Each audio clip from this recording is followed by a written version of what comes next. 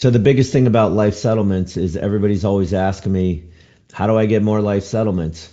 And I think to approach this, the best thing is to understand what my pipeline looks like on a monthly basis, and I break them down really into two kind of categories. One is a deal that's driven purely by favorable cost structure.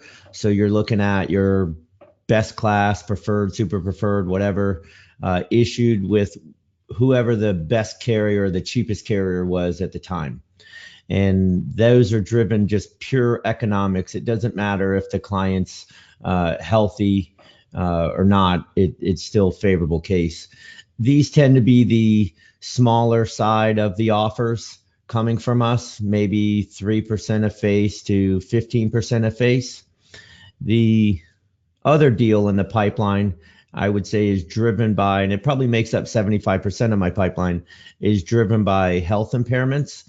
And in those cases, excuse me, you don't necessarily need to have the best carrier or the best offer because the insureds aren't going to live as long. So ultimately, the marketing approach going to these two types of deals are very different.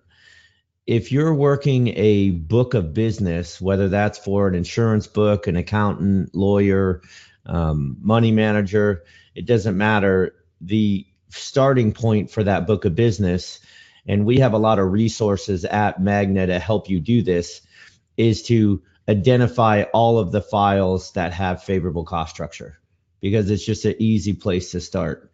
And when you do that, which I highly recommend watching the agency integrator video that I have so that you can understand that a little bit more depth. It seems like the emotional drivers behind those cases is greed. So it's kind of a tough spot in one sense that you don't necessarily have the highest probability to get the deal done because the client has a low carrying cost and really wasn't kind of asking. You were asking them if they still wanted the policy.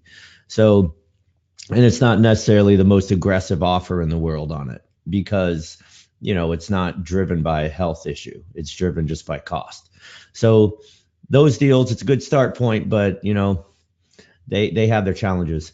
The the marketing approach that I see where people that always have consistent deals in their pipeline are the transactions that are driven by health impairments. Those ones are going to have some big offers. I mean, it's not uncommon to have 30% to as high as 80% of the face value, depending on what the impairments are. The approach on getting those, because you don't necessarily know that when you're going through a book of business, are the people that have the relationships with the care facilities or places where healthcare is given. You don't always know that there's a policy there, but if there is, there's a pretty good chance that they need a life settlement. It's going to be probably a big offer, and that opens it up for those of you that are licensed life settlement producers to take probably a pretty good margin on your commission.